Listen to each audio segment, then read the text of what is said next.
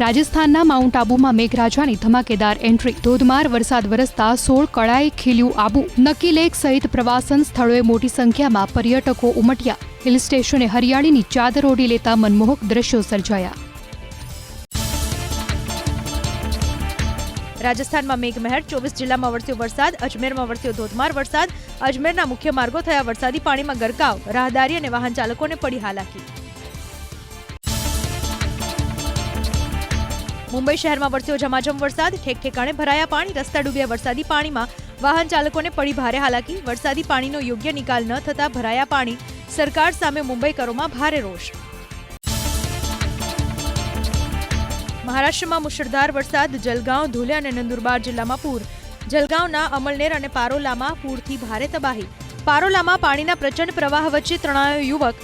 પાણીમાં ઘેરાયેલી મહિલાઓને દોરડાના સહારે કઢાઈ બહાર.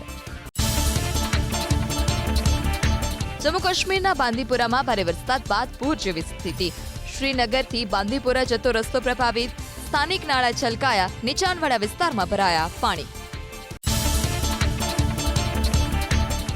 જમ્મુ કાશ્મીરના ગાંદરબલમાં વાદળ ફાટ્યું. સફાપુરા વિસ્તારમાં પૂર જેવી સ્થિતિ. સફાપુરા વિસ્તારના અનેક ઘર પાણીમાં ગરકાવ. કોહિસ્તાન કોલોની વિસ્તાર પાણીમાં. રાજ્યમાં સિઝનનો સરેરાશ વરસાદ કરતાં 21% વધુ વરસાદ નોંધાયો. આગામી 7 દિવસ રાજ્યમાં હળવોથી મધ્યમ વરસાદ વરસી શકે. હવામાન વિભાગની આગાહી. વેલમાર્ક લો પ્રેશર સિસ્ટમ પડી નબળી. માછીમારોને 2 દિવસ દરિયો ન ખેડવા સૂચના.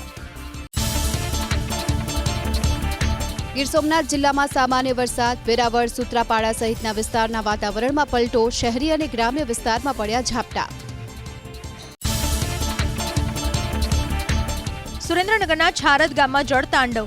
વરસાદી પાણીના ઓસરતા સામાન્ય જીવન અસ્તવ્યસ્ત. અનેક ઘરોમાં પાણીના ઓસરતા ઘરવખરી અને ફર્નિચરને નુકસાન. વર્ષોથી રજૂઆતો કરવા છતાં આ સમસ્યાનો કોઈ ઉકેલ ના આવતો હોવાનો સ્થાનિકોનો આરોપ. ગામમાં આવેલા નાળાની વહન ક્ષમતા ઓછી હોવાથી ઉમઈ નદીના પાણી ગામમાં ફરી વળ્યા. છરાદ ગામના ખેતરોમાં જળબંબાકાર. પાક સંપૂર્ણ નિષ્ફળ. એરંડા, કપાસ, સોયાબીન, તલ, શાકભાજી, કઠોળ સહિતનો પાક નિષ્ફળ. ખેડૂતોએ સહાયની કરી માંગ. નીચાણવાળું ગામ હોવા છતાં સ્ટ્રોંગ વોટર ડ્રેનેજ લાઇન ગામમાં ન નખાઈ હોવાનો ગ્રામજનોનો દાવો. છારદ ગામમાં નવી બનેલી સ્કૂલ જળમગ્ન. સ્કૂલ અને કમ્પાઉન્ડમાં ફરી વળ્યા પાણી. નીચાણવાળા વિસ્તારમાં શાળા બનાવવામાં આવી હોવાનો ગ્રામજનોનો આરોપ. શાળાનું રસોડું, પ્રાંગણ, શૌચાલય પાણીમાં ગરકાવ. સુરેન્દ્રનગરના લખતરના ઢાંકી ગામના તળાવનો પાડો તૂટ્યો. ઉમઈ નદીનું પાણી ફરી વળતા ઢાંકી ગામના નીચાણવાળા વિસ્તારો થયા જળમગ્ન. ગ્રામજનોને ભારે હાલાકી.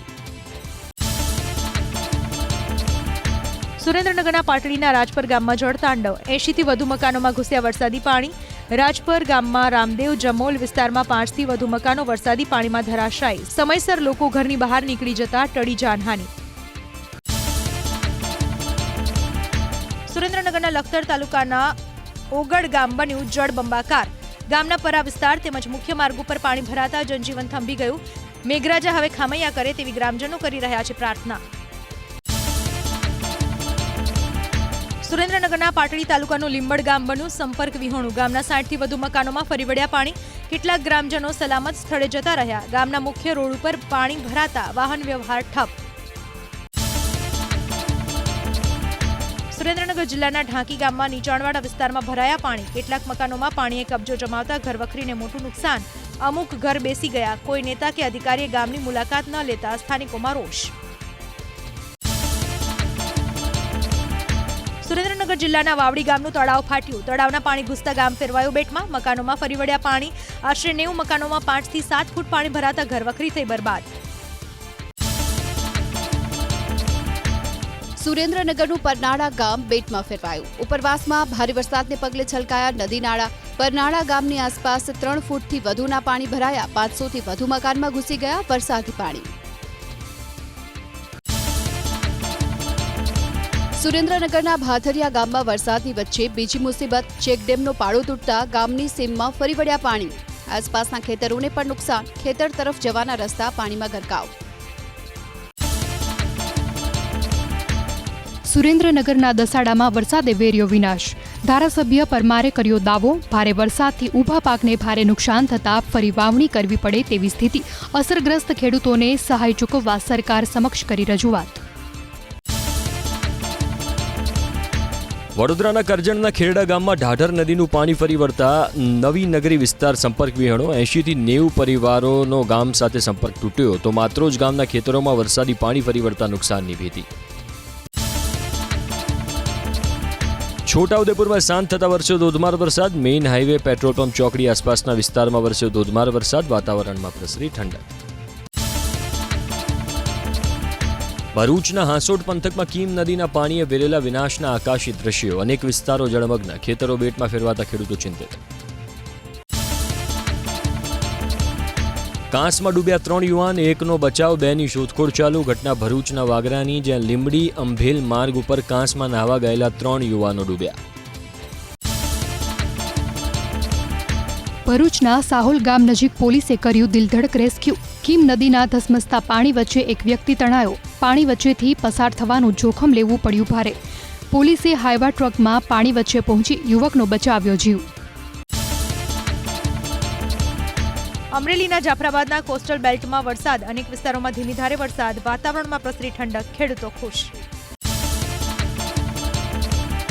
રાજકોટ શહેરના પોપટપરા અંડરપાસમાં સતત બીજા દિવસે ભરાયા વરસાદી પાણી. અંડરપાસ બંધ કરાતા વાહન ચાલકો થયા પરેશાન. મહાનગરપાલિકાના ભ્રષ્ટ શાસકોના પાપે પાણીના નિકાલનું કોઈ આયોજન ન હોવાથી જનતામાં રોષ.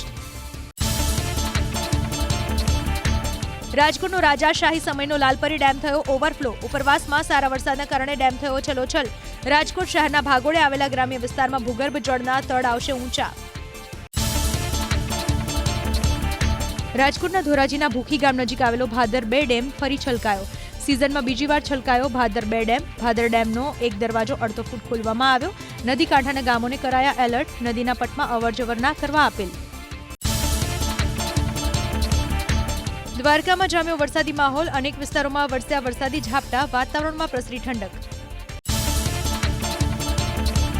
મોરબી જિલ્લામાં ભારે વરસાદને પગલે ખેતરોમાં ભરાયા પાણી. નાગડાવાસ અને માળિયામાં ખેતરોમાં પાણી ભરાવાને કારણે ખેડૂતોને નુકસાન. ખેતરોમાં નદી વહેતી હોય તેવા દ્રશ્યો આવ્યા સામે. મોરબી તાલુકા સેવા સદન અને કોટમાં ગ્રાઉન્ડમાં ભરાયા ગટરના પાણી. નટરાજ ફાટક પાસે ભૂગર્ભ ગટરનું પાણી ગ્રાઉન્ડમાં ભરાયું. પાણી બેક મારી રહ્યું હોવાથી પાલિકાની ભ્રષ્ટ કામગીરીની ખુલ્લી પોલ. ભરૂચ જિલ્લાના આસરમા ગામમાં ફસાયેલા એક વૃદ્ધનું પોલીસે કર્યું રેસ્ક્યુ. કીમ નદીનું જળસ્તર વધતા આસરમા ગામમાં ઘૂસ્યા હતા પાણી. એક બીમાર વૃદ્ધને જરૂરિયાત જણાતા પોલીસે કર્યું રેસ્ક્યુ. અમદાવાદના ધોળકા તાલુકાના બદરખ ગામમાં 10 દિવસથી પાણીનો કબજો. પાણી નહીં ઓસરતા 2000ની વસ્તી ધરાવતા ગામના લોકો પરેશાન. ખેડૂતો માટે ખેતરોમાં જવું બન્યું મુશ્કેલ. ધારાસભ્ય કે અધિકારીઓએ હજુ સુધી નથી લીધી ગામની મુલાકાત.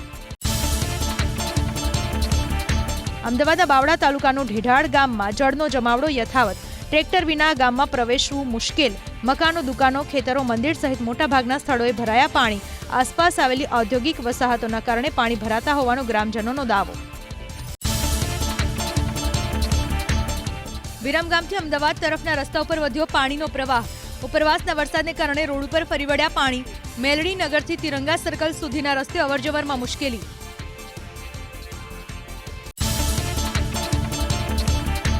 સુરતમાં વરસાદે વિરામ લીધા છતાં પાણી ભરાવાની સ્થિતિ યથાવત. લિંબાયતના કમરૂનગર વિસ્તારમાં ઘૂંટણસમાં પાણી ભરાયા. પ્રશાસનમાંથી કોઈ પણ જાણ લેવા ન આવ્યું હોવાનો સ્થાનિકોનો આરોપ.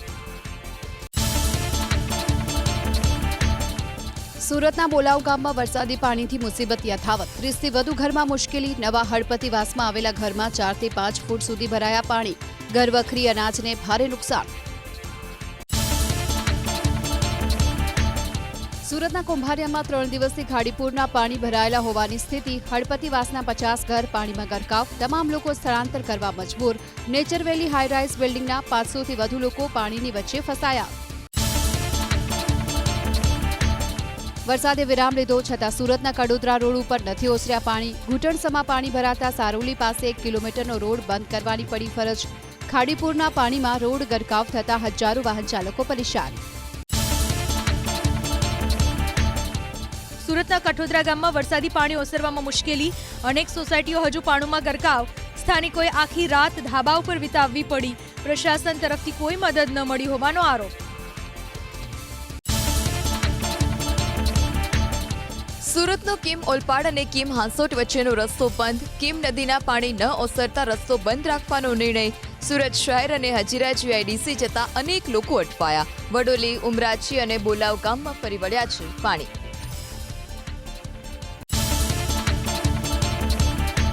વડોદરાના માત્રોજ ગામમાં 10થી વધુ ઘરોમાં પાણી ઘૂસી ગયા. નવીનગરી વિસ્તારના મકાનોમાં ભૂખી કાંસના પાણીએ કબજો જમાવ્યો. બસ સ્ટેન્ડથી નવીનગરી વિસ્તાર પાણીમાં ગરકાવ થયો. સરપંચે અસરગ્રસ્તો માટે કરી ભોજનની વ્યવસ્થા. અરવલ્લીમાં સાર્વત્રિક વરસાદ. પિસાલ ગામ પાસે વાત્રક નદીમાં આવ્યા નવા નીર. ચોમાસામાં પહેલીવાર વાત્રક ડેમમાં પાણીની આવક.